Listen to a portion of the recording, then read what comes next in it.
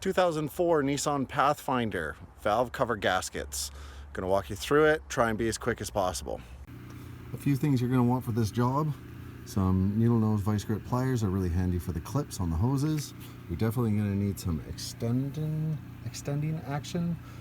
10 millimeter bolts, 12 millimeter, socket, and then a magnetic telescoping tool to be able to insert the bolts back into the bottom part of the cover plate, valve cover gasket. All right, in order to access the valve covers, you're gonna have to take off your air intake. This is half of it, the other half is on the ground. When you're looking at this, you're gonna be looking at it from this side with your air intake on the side. Pop that off. There's a sensor plug for the throttle body position sensor. Take that off. You're gonna have 4 long bolts right here that you're gonna take out. You also have a mounting harness that has 4 small bolts here that are gonna have to get out of the way. You have a clipped hose here and your vacuum lines here. You have bolts, one here, this is on a stud, so yes, here, over top in the back, you have 1 back here and 2 back there. And then you have your corner one over here, there, and there. When you lift this up though, what's gonna happen is there is a coolant line. It's this one right here. So what happens is when you lift this up off, you're gonna notice that this coolant line still has a line attached. So don't go ripping it off. You're gonna have to get something to deal with the clips and then take this one last hose off and take that off. Sorry, this is coolant. This is just a line. I don't know what that's for, but it's there and you don't wanna rip that off because it goes to a really heinous spot. Once you've done that, then you're here. This is said clip, by the way, that's in the back. Don't rip that off. When you're dealing with these, I find a set of vice needle nose pliers really handy for dealing with those clips, by the way. Okay, so now you're at where I'm at. I've done this job 6 times. So, hear me out. What's gonna happen next is you're gonna have 4 bolts, or actually 2 bolts, one here, one here. Back here, there's a nut on a stud, and there's a nut on a stud here. Now, when I did this job the first fucking time, it turns out you need a 12 millimeter bolt, and listen to me on this, a 12 millimeter 3/8, because nothing else will fit unless you have some crazy long socket. I had the, what do you call it, the 1/4 inch.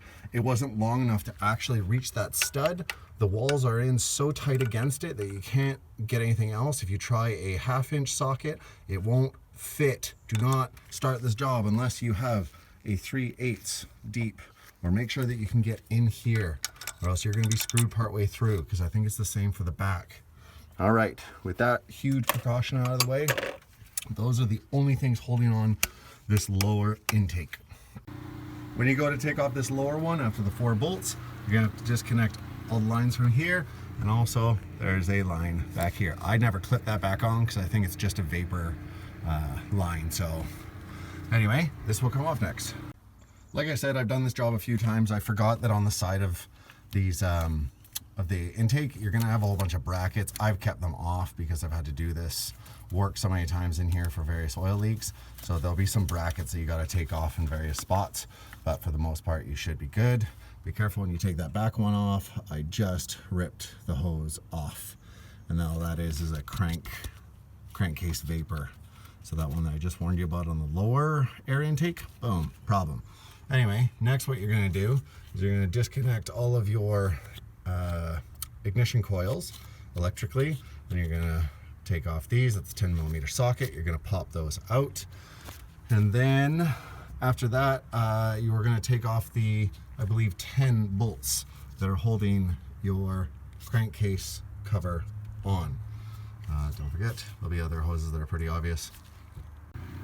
Like I said in the beginning of this video, I've done this job, I think, 3 times now, and there's so many mistakes I made. So in this case, right here, it appears I've squished a fucking wire in with the gasket, and it's no wonder I couldn't get shit right.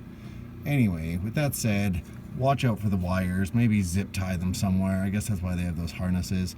I also made the mistake of using some RTV to keep the gasket in while I was trying to insert it. That's one problem that you're gonna have, is the gasket keeps falling out, because inside of here you can see what I've done, and I guess it probably worked well, give or take that wire that I had. But now this is toast because I have now nicked this and tightened it down so much. And so when you're doing this, I went ahead and I bought some spray gasket, and it's just like it's like a spray on glue, and what it does is it's going to keep it inside of the valve cover while I'm actually trying to ram that thing back in, because it is a little bit of finagling to get that back on.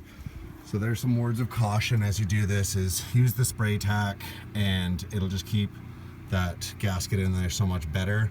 And just be really cautious about anywhere that you're doing this. Of course, when you're doing this, clean all this stuff off with a rag. If you got brake clean, spray the brake clean onto the rag, then wipe this off, and then wipe it clean so that the brake clean doesn't corrode the gasket itself. And then put her back on, and that's the passenger side valve cover gasket. Okay, so I've tried resetting the valve cover gasket 3 times, as you've seen in other videos, and still I have this chronic problem from this corner, it leaking, which I wouldn't really care about except for it leaks right onto the alternator, which is a lot of work and equipment. So I would advise, if you're doing this, I would put a bead of RTV gasket along the lobed part of the valve cover, which is behind here on the right. You'll know what I mean, it curves, and I think that's actually where it's leaking. I may also have a loose bolt. In the interim, here's a shield that I've made 2 different ways. One is an actual catch tray, because this drips directly onto the connection for the alternator. So here's one, and what I've done, if I can make this look nice, is that I've put a little dam on each side of that catch tray, and we're gonna see how that plays out. And I've settled this with Permatex 5-minute epoxy, the high tensile stuff. You'll see when you go to look here, behind here, there's a bracket. I think it might hold, I don't know what, but there's a bracket that this dam is resting on, this splash shield. And then I have another splash shield down here, which, if I can focus the light, right here in this corner is a flat area where kind of the bolts go in for the alternator. And it was flat enough that I was able to get a tiny amount of epoxy and then put that on, and it doesn't inhibit airflow into the alternator, and that will also act as a double shield. So I'm going to see how this epoxy holds up to the temperatures in here. It gets up to about 80-90 degrees, but I'm not looking for high tensile strength. I'm just looking for it to hold. I'm going to try one more time to work on the gasket, but again, I have my hands full with the camera and likes, but this is the focus point of where the contact was for that one. And then on this one, it's too late now because I've made you can kind of see it right back there, what it's sitting on. So hopefully that's helpful for people protecting their alternator with these 2004 Pathfinders.